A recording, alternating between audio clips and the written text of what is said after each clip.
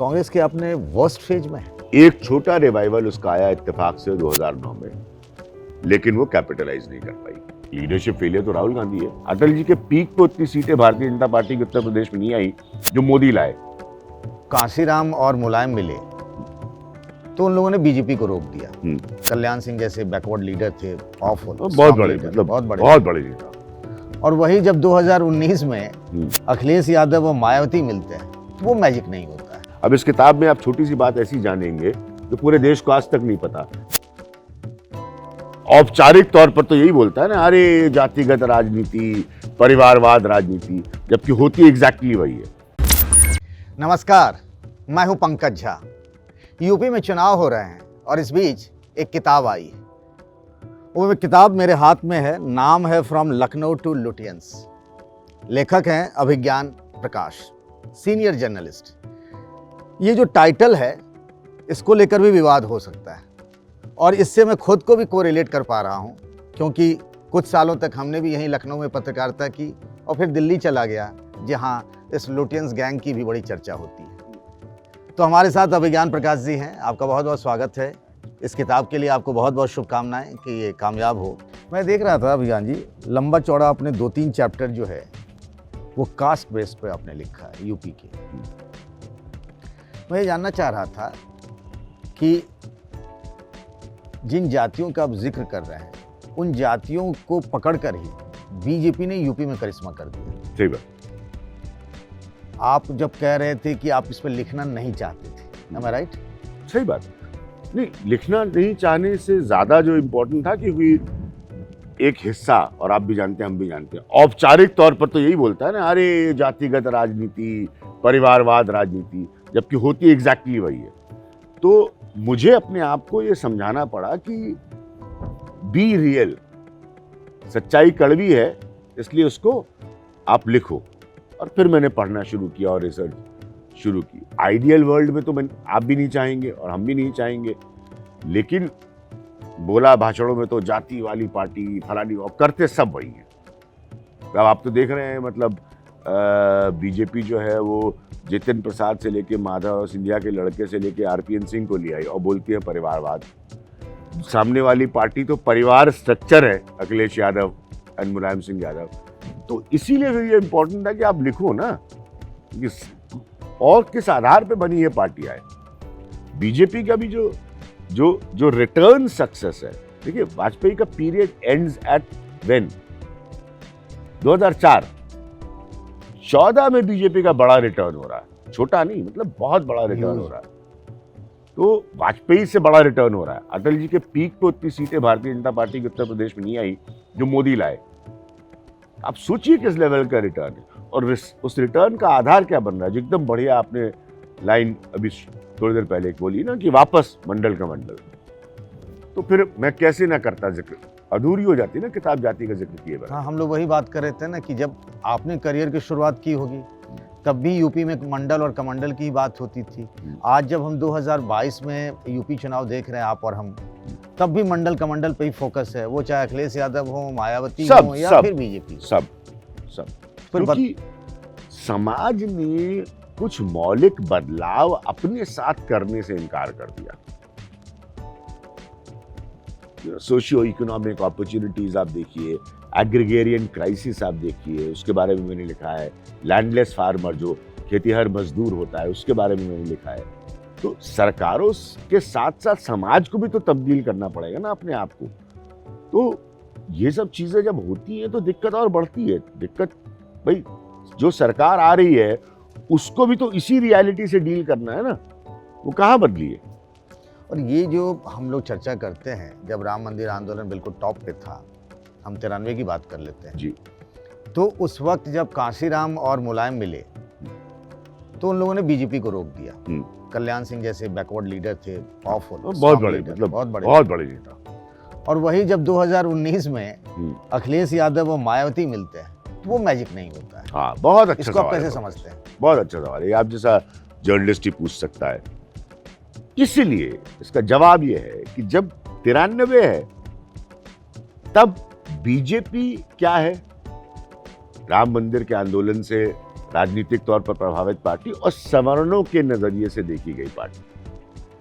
ठीक है, upper caste domination, साफ शब्दों में कह रहा हूं। 14 में वो तस्वीर बदल देते हैं अमित शाह। बीजेपी के साथ एक नया हिस्सा जुड़ता है जो कभी नहीं हुआ, और इसलिए मैंने अमित शाह का जिक्र किया है कि ये टर्न अराउंड उनके तरफ से हुआ। वो जनरल सेक्रेटरी इंचार्ज बन के, सोचो एक गुजरात का रहने वाला व्यक्ति वो आ जाओ, वहां से बीजेपी का टर्न अराउंड चालू होता है।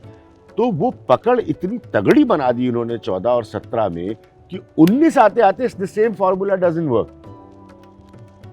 Akhilesh and Mayawati together doesn't work, क्योंकि ओबीसी का एक बड़ा हिस्सा तब तक बीजेपी के पास जा चुका था।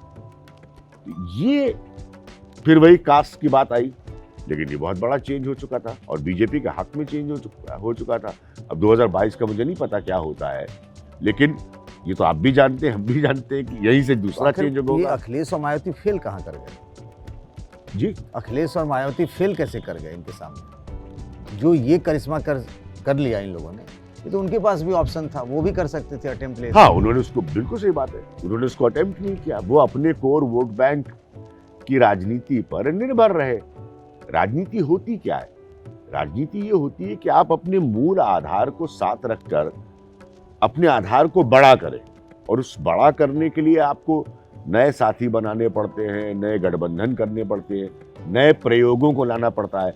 आज अखिलेश यादव वही प्रयोगों को अपने तरह से करने की कोशिश कर रहे हैं। मैंने बार बार अपनी स्क्रिप्ट्स में भी लिखा है परिवर्तन में, जो अमित शाह ने करके दिखा दिया सफलता से 2014 में। तो इन्होंने उस तरफ सोचा नहीं ना, अब जाके सोच रहे हैं। तो ये पीछे छूट गए, बीजेपी आगे निकल गई। ये जो पोलराइजेशन प्लान है आपका एक चैप्टर, ये उस दौर का है और आज के दौर में भी पोलराइजेशन का काम कर रहा है। बहुत ये मैं कह रहा हूं कि ये मैंने क्यों कहा कि ये किताब योगी आदित्यनाथ सरकार पर नहीं है, ये किताब चुनाव पर नहीं है, ये किताब यूपी पर कह रहे हैं, क्योंकि हर चैप्टर से आपको ये सारांश मिलेगा जो तब था वो अब भी है। तो क्या पॉलिटिक्स ठहर तो नहीं गई है ना? पॉलिटिक्स ठहरी नहीं है। पॉलिटिक्स के मतलब जैसे हिंदी फिल्में होती थी ना, हाँ। जो जब तक हिंदी फिल्में बदली नहीं और लोग रो पीट के एक्टर दोस्त हमारे खुद ही अपनी पिक्चरें देखना ना बंद कर दिया, तब तक मेले में दो भाई बिछड़ते थे। कितने साल चला फॉर्मूला? तो ये तो यूपी बदलेगा, यहाँ का समाज बदलेगा, नहीं तो ये फॉर्मूला चलता रहेगा। अब आज भी वही है। आज भी किसी न किसी विवाद को जब उठाया जाता है तो उसके पीछे मूल मंशा क्या होती है दोनों साइड्स की, कि ये पोलराइजेशन कर दे और उससे फिर हमको लाभ हो जाए। ये जो आप बॉम्बे लेके चले गए आप, तो सब लोग जानते हैं अभिज्ञान प्रकाश के बारे में कि उनका बम्बईया कनेक्शन भी है। मतलब बॉम्बे तब की जो बात कर रहा हूँ, इसका जिक्र नहीं कहीं नजर आता है इसमें। नहीं, जो प्रीफेस है, जो किताब की शुरुआत है और बड़े भावुक तरीके से मैंने उसको लिखा है, तो उसमें शुरुआत तो मुंबई से ही है, क्योंकि मेरा दिल उस शहर में रहा है। तो वही बात जो आज का विवाद, तब से कि भाई भैया, जैसे मैंने कल कार्यक्रम में बताया है, आप थोड़ा देर से आए थे, कि जब मैं मुंबई पहुंचा तो मुझे एक कार्यक्रम में इनवाइट किया गया। उसमें उद्धव ठाकरे, संजय निरुपम ने प्रोग्राम किया था, तब वो शिवसेना में होते थे। मैंने लिखा है सब किताब में। तो मी मुंबईकर कैंपेन था, तो उस कैंपेन के हिसाब से तो मैं आया था। जब बम्बई पहुंचा था मुंबई, तो उसके अगले दिन ही छोड़ के चले जाना चाहिए था मुझे। तो वो जो दर्द है भैया का, तो वो वहां से मुझे महसूस होता रहा, और उसका जो कल्मिनेशन पॉइंट है, अंत में जब लगा कि भाई कैसे, मतलब मैंने उनकी हालत देखी है वहाँ पे, बहुत रिपोर्ट्स की हैं किस तरह से और वो रहते हैं और पूरा शहर चलाते हैं सब लोग, यूपी और बिहार दोनों से। ये गलत है, तो जनरलाइज करके ऐसा कहना भी गलत है। और आई एम अ प्राउड भैया, विल ऑलवेज बी। तो जब पंकज वो तस्वीरें हमने आपने सबने देखी ना पहली लहर में कोरोना की, जब वो चल चल के लोग आए ना हजारों किलोमीटर, तो ये किताब को, मतलब आप एक तरह से समझो कि ये प्रैक्टिकली किताब लिखना उस पीरियड में चालू हो गया मेरे लिए, कोविड के समय। क्योंकि वो फिर पेन रिटर्न किया। चल चल के आप सोचो, छोटे छोटे बच्चों को लेके हजारों किलोमीटर कोई चल रहा है। आपके तो फिल्मी दुनिया के कई दोस्त हैं, जी जी। तो क्या ये मान के चलें कि इस किताब के बाद एक पूरी किताब उस दुनिया पर भी समर्पित हो सकती है, या विवादों से बचने के लिए आपने उस पहलू को नहीं, जानबूझ के विवादों छोड़ से दिया कि भाई नहीं, यार, मधुमक्खी का मैं बहुत- खत्ता हो सकता है ये? नहीं यार, मैं बहुत स्पष्टवादी आदमी हूँ, विवादों से बचने का तो कोई इशू नहीं है। उसमें खाली जो दोस्त यार हमारे मजाक करके फ़ोन करके कह रहे हैं कि तुम्हारी ये किताब हम नहीं पढ़ेंगे, मुंबई वाले, तो उनका दबाव इस बात पे कि अपने दिनों पर लिखो, हाँ, तो अपने बारे में लिखो, तो हो सकता है एक दिन मैं ये मतलब मुझे लिखने से कोई एतराज़ नहीं है, लेकिन हो सकता है हाँ लिखूँ। तो उनका ज़्यादा ये जोर है कि जैसे मेरी टीम ने तेलगी का स्कैम ब्रेक किया था, बहुत सारी कहानियाँ, तो मुझे एक बात है, तो वो ज़रूर ये कहते हैं कि ये तुम्हारी किताब, वो यूपी वाले नहीं है, तो ये किताब आप ज़रूर पढ़ेंगे शौक से, आप यूपी समझते हैं।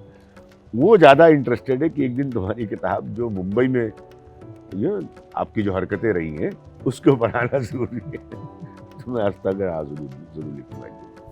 इसमें ना जैसे हम बात कर रहे थे कि कास्ट वाली चीज़, पोलराइजेशन वाली बात तो तब भी थी जब आपने यहाँ से करियर की शुरुआत में जो रिपोर्टिंग की लगातार आपने देखा और समझा, और आज भी वही है।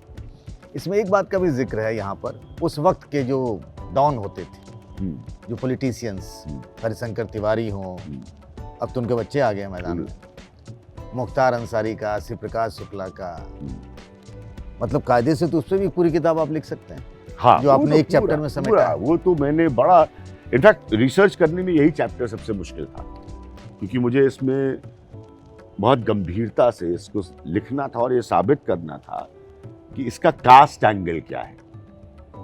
ऑपरेशन दबाए जाना ही रिटेलिएशन था उनके अपराध की तरफ आने का। तो हरिशंकर तिवारी तो ब्राह्मण थे, तो उनको कौन दबा रहा होगा? नहीं, सबके केस में अलग अलग कहानी है। किसके आपके मतलब ये वाली जो बात कह रहे हैं वो किसके संदर्भ में कह रहे हैं?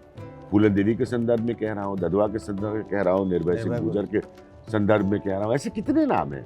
और हरिशंकर तिवारी के क्षेत्र में ठाकुरों से लड़ाई नहीं थी, वीरेंद्र शाही से लड़ाई नहीं थी, ये सब कुछ है ना।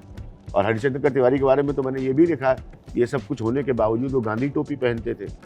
कल्याण सिंह की जब 90-95 आदमी से ज़्यादा की कैबिनेट बनी तो उसमें Harishankar Tiwari science and technology मंत्री बने थे, ये भी लिखा है मैंने। तो कितना आयरॉनिकल है, हरिशंकर तिवारी गांधी टोपी पहनते थे और Harishankar Tiwari science and technology, और Harishankar Tiwari science and technology. ये सब इतना सारा कलर है ना यूपी पॉलिटिक्स का, तो उसको मैंने बताया कि कभी तिवारी जी से आपने पूछा नहीं कि आप इस विभाग में क्या करेंगे? कभी बात नहीं हुई इस पे? तो मेरी बात नहीं हुई, उनके पुत्र को मैं बहुत अच्छे से जानता हूँ। तो ये बहुत सारे उसमें एंगल्स हैं कि कैसे एक साइड के पॉलिटिशियंस ने शिव प्रकाश शुक्ला को पैदा कर दिया, एक नया सा लड़का जो है वो उत्तर प्रदेश का डोमिनेटिंग माफिया बन गया एक समय में। एक ऐसी स्थिति उत्पन्न हुई कि आपको एसटीएफ जो है वो ऑर्गेनाइज करनी पड़ी उसको हंट डाउन करके उसका एनकाउंटर करने के लिए। तो ये सब क्यों हुआ? सबके पीछे तो राजनीति है, और ये भी पूर्वांचल की राजनीति देखें तो आपसे बेहतर कौन जानता है पंकज झा, ठाकुर और ब्राह्मणों का झगड़ा वर्चस्व का, ये आज का नहीं है। आप पढ़िएगा इसमें एक कॉलेज पर किसका ज़्यादा तगड़ा कब्जा होगा गोरखपुर में, ये कहानियाँ वहाँ से शुरू होती हैं। ये सब है क्या? कास्ट ही तो है। फूलन देवी से तो आपकी बातें मुलाकातें भी हुई होंगी जी? फूलन देवी से, हाँ, फूलन देवी से। अब जैसे फूलन देवी की कुछ बातें मैंने लिखी हैं जो कभी भी निकल कर नहीं आई हैं, और मुझे एक घटना याद है, उन्होंने पार्लियामेंट जब आ गई थी तो एक दफ़े बातचीत में बताया था, बड़ा हिचकिचाती थी ऑब्वियसली इस तरह की बातें कौन, तो जो उनकी इसमें जिक्र है, जो पहली शादी थी वो सिर्फ 15 साल की बच्ची थी, वो हस्बैंड भी अब्यूजिव था। और कहीं पर मेरे पास नोट्स में कहीं लिखा, मैं थोड़ा मेटिकुलस प्लानर और नोट पैड रखता हूँ, तो उन्होंने मतलब ऐसी बातें कोई शेयर नहीं करता नॉर्मली, बस कभी कभी आदमी होता है बातचीत में बताता है, तो वो बात मुझे याद थी। अब आप जैसे फूलन देवी का आप आकलन करिए तो पर्सनल लाइफ आप का उतार चढ़ाव देखिए, और सब कुछ उसके जिंदगी में उसी घटनाओं का रिटेलिएशन है। तो वो एलिमेंट मैंने लाने की कोशिश की है। तो जब वो एमपी बन गई थी तब भी उनके मन में जिन लोगों ने उनको सताया, हाँ, उस कास्ट को लेकर, तब भी उनके मन में वो बात तब भी उनके मन में था। ऐसे कुछ कहा था उन्होंने? हाँ, आप उनसे कभी भी उस समय निजी तौर पर बैठकर बात करिए तो भाई जो उससे गुजरा है वो कैसे उस चीज को भूल सकता है। तो इस चैप्टर में चूंकि एक पर्टिकुलर फूलन देवी का डिटेलिंग नहीं है, लेकिन सब ददुआ उनके मंदिर बने, कितनी बड़ी पकड़ कुर्मी बेल्ट में उनकी, तो ये सब था। अब ये लोग ऑर्गेनाइज हुए, जो कि एक अच्छी बात अगर आप समाज के हिसाब से सोचे नहीं है, लेकिन ये ऑर्गेनाइज ही हुए to become criminal to fight upper caste. तो फिर आधार वही आ जाता है घूम फिर के। पर आपको लगता है इन सब के बीच में कहीं ना कहीं अपना अपना कास्ट एसर्शन भी रहता था? सब वो हरशंकर बहुत- तिवारी बहुत- हो, बहुत गुर्जर बिल्कुल हो या फूलन देवी हो। हाँ बिल्कुल सही, वरना इन लोगों को राजनीतिक जगह क्यों मिलती? एकदम सही पॉइंट आपने रखा है। चूंकि कास्ट असर्शन था, कास्ट फॉलोइंग थी, तभी तो उनको पॉलिटिकल स्पेस मिली ना। अगर कास्ट फॉलोइंग नहीं होती तो कोई भी बड़ी पार्टी का नेता, किसी भी बड़ी पार्टियों से उस समय से आप इतिहास निकाल के देखिए, वो इनको जगह क्यों देता? फूलन देवी को चुनाव लड़वाया किसने? मुलायम सिंह यादव ने ना। मुलायम सिंह। तो इसका मतलब ये था कि चूंकि उन्होंने अपने कास्ट को, तरीका गलत है, कोई क्रिमिनलिटी को तो नहीं एंडोर्स करेगा ना, लेकिन रिप्रेजेंटेशन तो था, और तभी उनको वो सांसद तक बने। एक चैप्टर है आपका द स्विचर्स। ये जरूर पढ़िएगा, आप तो इतना सबकी कलाकारी राजनीतिक आप जानते हैं बारीकी से। ये स्विचर्स क्या है? स्विचर्स हैं दल बदलू। अच्छा, तो इस चुनाव में भी है, देखा ही है, लास्ट तो मोमेंट हर चुनाव में रहते हर हैं। चुनाव में होते हैं। तो ये चैप्टर का नाम ढूंढने में बहुत वक्त लगा। क्यों टर्नकोट्स भी लिख सकते थे आप इंग्लिश में? लेकिन और हापर कॉलिंस वालों को भी बहुत पसंद आया, अंग्रेजी के प्रकाशक है वो। तो स्विचर्स था कि मतलब एक पार्टी छोड़ के दूसरी, दूसरी पार्टी छोड़ के तीसरी, तीसरी पार्टी छोड़ के चौथी, फिर वापस पहली वाली में आ जाना। तो बड़ी मजेदार इसमें स्विचर्स कहानी है। मतलब है क्या ये स्विच कहानी? बड़ी सिंपल सी है। वो वर्ड यही वर्ड क्यों स्विचर्स ही क्यों? यही वर्ड इसलिए क्योंकि इस तरह कि आप अपनी ड्रिंक स्विच करते हैं, आप बहुत सारी चीजें जिंदगी में अपनी बदलते हैं, तो ये लोग वो हैं जो पार्टियां ही स्विच कर देते हैं। तो इनकी आइडियोलॉजिकल, वैचारिक सोच से इनका कोई लेना देना नहीं होता। इनकी वैचारिक सोच होती है मौका परस्ती। तो मौका परस्ती, ऐसे ब्रजेश पाठक के बारे में लिखा है मैंने, पहले बहुजन समाज पार्टी में थे, अब वो बीजेपी में ब्राह्मणों के नेता बनने की दिन रात कोशिश करते हैं। तो ऐसे कितने सारे हैं, तो उनका पता ही नहीं चलता। तो उसमें भी घूम फिर के क्या आ गया? कास्ट। क्योंकि अगर आप कास्ट आपके साथ है तो आप स्विच कर लेते हैं। और गंभीर बात जो मैंने इसमें लिखी है स्विचर्स के बारे में, जरूर पढ़िएगा, कि इन्होंने सरकारें 90 का जो दशक है सबसे उठापटक का उत्तर प्रदेश का, इन्होंने सरकारें बनाई और गिराई भी है ना। तो स्विचर्स का मतलब खाली ये नहीं कि एक पार्टी छोड़ के चले गए दूसरे में, जब गए तो या तो किसी की सरकार बनवाई, या जब हटे तो किसी की सरकार गिरवाई। तो बहुत पॉलिटिकल रोल रहा है इन लोगों का उत्तर प्रदेश की राजनीति में, और आज भी हो सकते हैं स्विचर्स, हम और आप नहीं जानते। ये आपके जो लखनऊ से लुटियंस की जो यात्रा रही, उसमें इंटरव्यू के समय में वो कौन से पॉलिटिशियन है जिसने आपको इम्प्रेस किया कि हाँ भाई इनके साथ इंटरव्यू करता हो तो दिल खोल के बात करते हैं? मुश्किल वाला पहले बता देता हूँ, अटल बिहारी वाजपेयी। उनको टीवी से कोई लगाव नहीं और था। हम लोग तो ये जानते हैं मंच से एकदम अरे गड़बड़ा के क्या बोलते थे। हाँ, तो मंच से बोलने वाले, और वो थे ही, मतलब कवि थे ना। तो मंच जैसे होता ना, मेरी माँ साहित्यकार और कवि थी, तो वो मंच ऑक्यूपाई करना तो जानते थे। फिर मंच कैमरे से के लेकर सामने स्विच sunset। कर देते थे। हैं? कैमरे के सामने स्विच कर जाते थे। वो खुद ही कह देते थे, वो मतलब he had a pause, एक सेंटेंस के बाद 20 सेकंड का पॉज। तो वेरी डिफिकल्ट। बोलते थे, ऐसा नहीं कि नहीं बोलते थे, तो बट उनको ज्यादा वो संपादकीय पढ़ने वाले, तो वो उस स्कूल के थे, किताब पढ़ने वाले। और उसके बाद वो जब मंच पर जाते थे तो डिफरेंट वाजपेयी, जो धारा प्रवाह वो बोलते थे। कभी आप वाजपेयी को नोटिस करिए, वहां जब बोल रहे हैं तो कोई ऐसा कागज आपको बहुत कम मिलेगा जिसमें लाइनें लिखी हुई। बोलना नहीं चाहिए, आजकल के तो पॉलिटिशियन मुझे पता है कैसे भाषण देते। कैसे मतलब?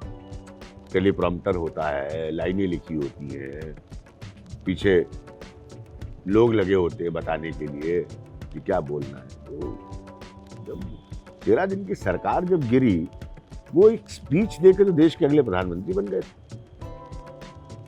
तो आप अगर अटल जी को सुनिए, मैं पार्लियामेंट में पार्लियामेंट में रहे होंगे। क्या स्पीच थी, और इन लोगों ने उस समय जो लाइन पकड़ी। अब आज देखिए भारतीय जनता पार्टी किस मकाम पर पहुंची है। उस समय वाजपेयी ने यह लाइन दी थी कि बीजेपी पॉलिटिकली अनटचेबल क्यों है। गठबंधन की राजनीति का पहला सफल प्रयोग 5 साल से ज्यादा सरकार चलने का हिंदुस्तान की आजादी के बाद, ये तो वाजपेयी है ना। पर वही बीजेपी तो यूपी में निषाद पार्टी और अपना दल जैसी छोटी छोटी पार्टियों के साथ भी गठबंधन धर्म तो निभा ही रही। हाँ, कर रही, लेकिन उस राजनीति में, उस राजनीति में एक फर्क,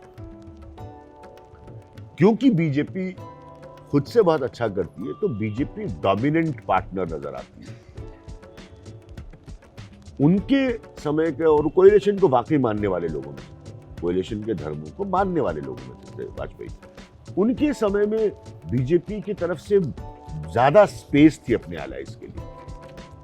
इस समय ऐसा है क्योंकि बीजेपी खुद बहुत अच्छा कर रही है, तो उसके साथ कोई भी गठबंधन में जुड़े, बीजेपी डोमिनेंट ही नजर आएगी। ये जो कोलैप्स ऑफ द कांग्रेस है, हाँ, ये आपने चैप्टर लिखा है। तो लंबे अरसे से आप कांग्रेस को देख रहे हैं। कांग्रेस के अपने वर्स्ट फेज में है। एक छोटा रिवाइवल उसका आया इत्तेफाक से 2009 में, लेकिन वो कैपिटलाइज नहीं कर पाई।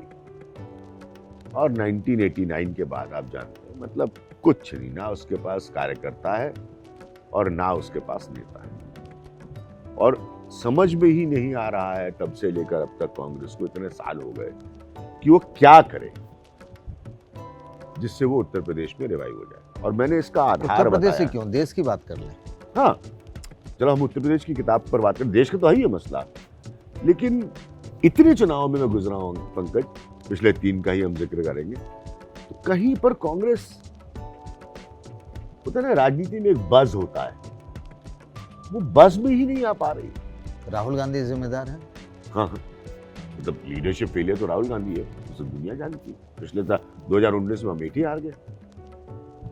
अमेठी, आप मतलब कोई सोच सकता था आज से 10 साल पहले कि गांधी परिवार के कोई सदस्य अमेठी हार जाएगा? तो ये तो है। और इसमें जानबूझ के, देखिए जल्दी से, मैं नहीं तो लोग इतना बोलूंगा तो किताब नहीं पढ़ेंगे। 1967 इस देश का पहला वाटरशेड इलेक्शन। क्यों?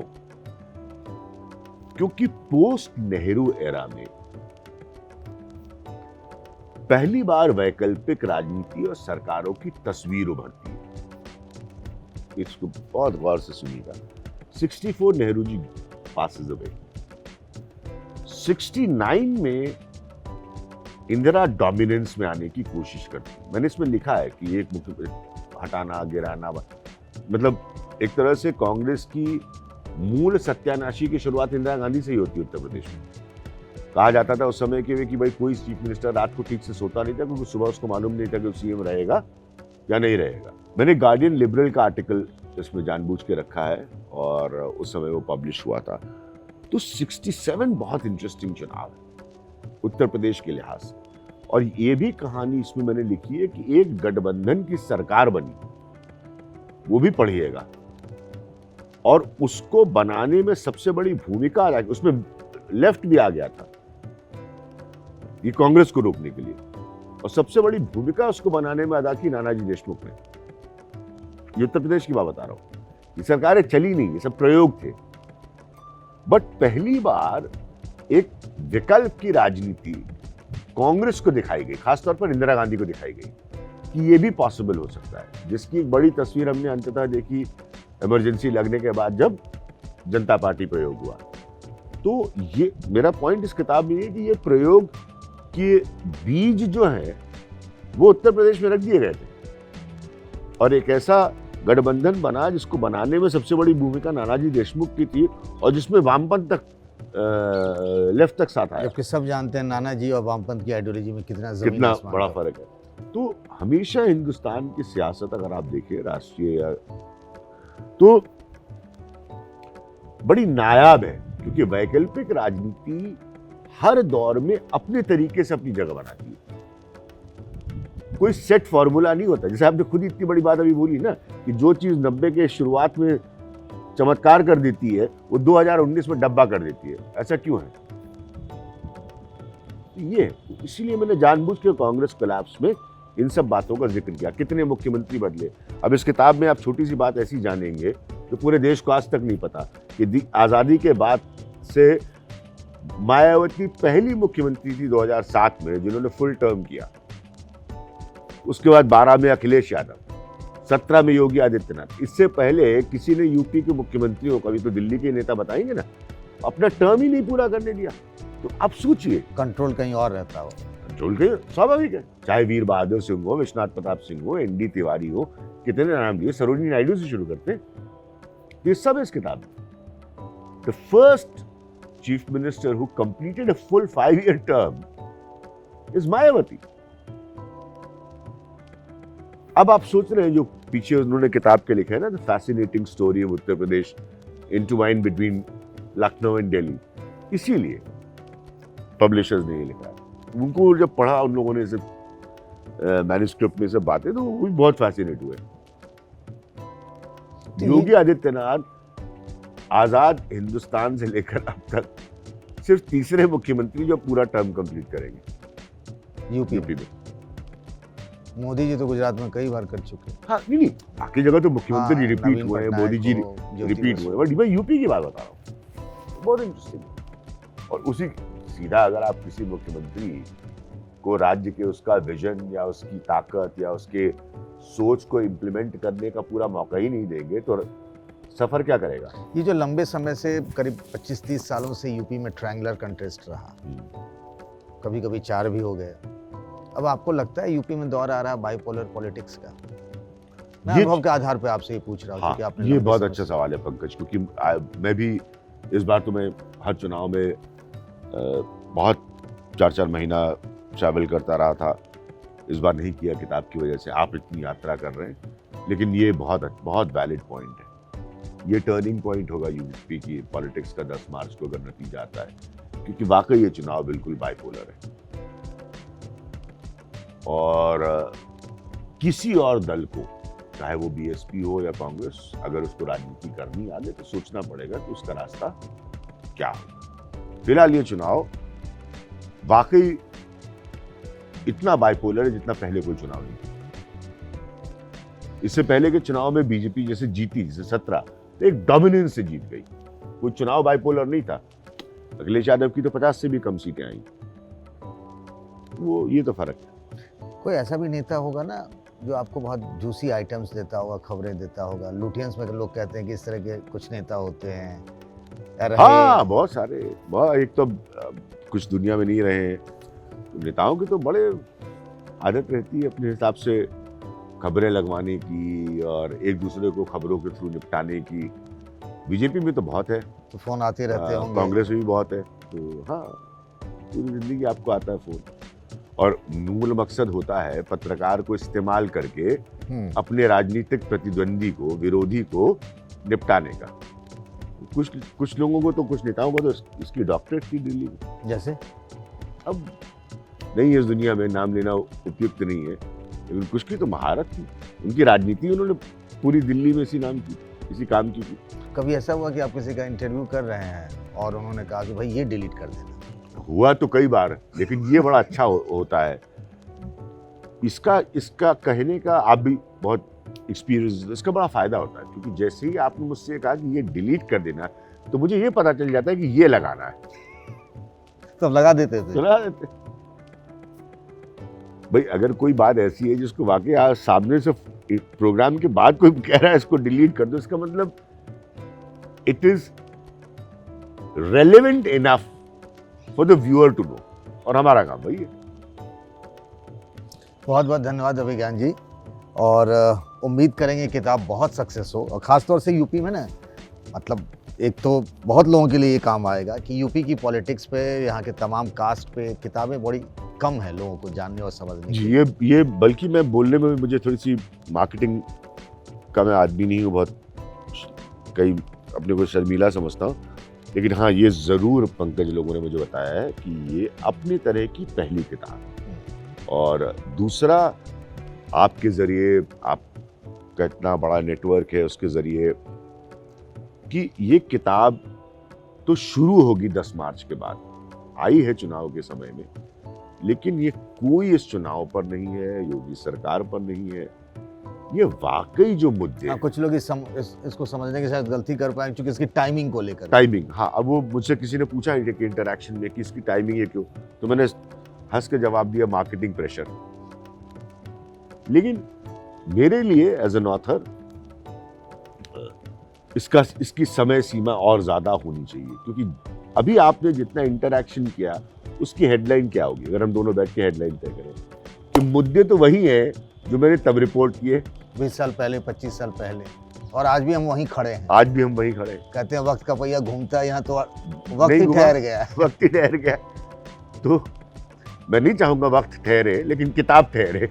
बिल्कुल। तो ये उसी मुद्दों पर है, क्योंकि आपने इतने बारीक बारीक अच्छे पॉइंट्स उठाए, बट मैं भी आपको जवाब देते हुए, मेरी जैसे कहते हैं ना, दिमाग में फोटोग्राफिक मेमोरी होती है, तो वो वापस जा रही थी। मुझे वापस अयोध्या और फैजाबाद का वो मशहूर होटल छोटा सा जहाँ शान अवध याद आ गया। शान अवध पे ही पूरी किताब लिखी जा सकती है। हाँ, शान अवध पे ही पूरे राम मंदिर आंदोलन में इतने जर्नलिस्ट है, किसकी घटनाएं देखी, आप भी उसमें एक हैं। हाँ। और लंबे अरसे तक आपने कवर किया, उस पर भी किताब लिखी जा सकती है। किताब लिखी जा सकती। तो ये कोई चीजें मतलब सोचने वाली है कि दुनिया में कहीं ऐसा नहीं होता ना, कुछ चीजें तो बदलनी चाहिए थी। और यकीन मानिए, मतलब बिहार किसी को चुनाव की कवरेज के लिए, या वहाँ की पॉलिटिक्स, कास्ट सिस्टम, बहुत सारी किताबें हैं। पर जब भी बात यूपी की होती है, कई लोग मुझे फ़ोन करते हैं, आपको भी फ़ोन आते होंगे कि यूपी चुनाव को समझना है, कास्ट सिस्टम को समझना है, तो ऐसी किताबें नहीं होती हैं ऑलमोस्ट। खासतौर से आप जिन्होंने इसको बहुत करीब से महसूस किया, फील्ड में रहकर, स्टूडियो में रहकर भी, तो ये किताब वाकई लोगों को मतलब thank you so much Pankaj. But ये बस ये है कि ये आगे जाए, और इसकी कल भी जो मैंने कहा, बस उसी पे ये बातचीत अंत करेंगे कि 35% से ज्यादा इस वक्त नौजवान हिंदुस्तान है, वो इस किताब को पढ़ ले, इस किताब के अंशों को पढ़ ले, उत्तर प्रदेश का नौजवान पढ़ ले। और कल जैसे मैंने कहा, आज किसी ने हेडलाइन बनाई अखबार में कि अब लोग अनएम्प्लॉयमेंट की आवाज उठाते हैं आपके प्रोग्राम्स में जब बैठते हैं। नहीं, बिहार के चुनाव में देखिए तो बेरोजगारी कितना बड़ा मुद्दा था। बेरोजगारी की आवाज उठती है, और यहाँ भी यूपी के चुनाव में भी बेरोजगारी बहुत बड़ा मुद्दा है। जो लोग हैं वो पढ़े, बहुत अच्छी बात है, लेकिन अगर ये नौजवान पढ़ ले, समझ ले थोड़ा बहुत भी, अंत में ये किताब में प्रयास करूंगा हिंदी में भी आए। हाँ, ये बात मैं कहना चाह रहा था, मिस कर रहा था मैं, कि अगर हिंदी में आएगी कम से कम यूपी वालों के लिए, जिन्हें कुछ लोग भैया कहते हैं, ठीक है, तो उनके लिए सहूलियत होगी कि हिंदी में किताब आनी चाहिए। मैं देखो पंकज, ये बड़ा पर्सनल है मेरे लिए, क्योंकि मेरी हिंदी बहुत अच्छी, मतलब टेलीविजन वाली तो बहुत साल काम किया। अरे अब काशी में जन्म हुआ, लखनऊ में रहे, माँ की वजह से मेरे उस्ताद इफ़ाक हुसैन खान साहब जो तबले के थे, पंडित किशन महाराज, तो आप भी तो तबला बहुत अच्छा बजाते हैं। आशुतोष भट्टाचार्य हमारे जो गुरुजन थे हमारे, उनकी वजह से भाषा मिली आपको, उससे काम चल गया। लेकिन ये बिल्कुल क्लियर था, पब्लिशर्स से जब बात हुई, उन्होंने कहा, तो मैं अनुवादित किताब नहीं लाना चाहता था हिंदी में। लोग कहते हैं दिक्कत क्या होती है, आत्मा मर जाती है। आत्मा मर जाती है, एकदम सही कहा। तो मैंने कहा आप अंग्रेजी में अब कर लो इसको, उसके बाद में कोई मुझे हेल्प करे, मैं लिखूं, उसमें कोई एतराज नहीं है, लेकिन ट्रांसलेटेड किताब लीजिए, क्योंकि हिंदी हमारी राष्ट्रभाषा है, बहुत गर्व की भाषा, और उसकी महान उसके लेखक है, उसकी शैली, तौर तरीके मतलब बहुत, तो उसमें मैं किसी को बुला के बोल दूं ये किताब जरा स्क्रिप्ट नहीं है कि ट्रांसलेट करके वॉइस ओवर करा देते हो जरा, उसमें तो कई बार ये हो जाता है ना कि प्राउन कल्चर को लोग झींगा संस्कृति भी बना देते हैं। तो इसीलिए आपने सही कहा। बहुत बहुत धन्यवाद अभिज्ञान जी, आपने वक्त दिया, और इतनी अच्छी किताब है सबको पढ़ने के लिए। शुक्रिया आपका। Thank you.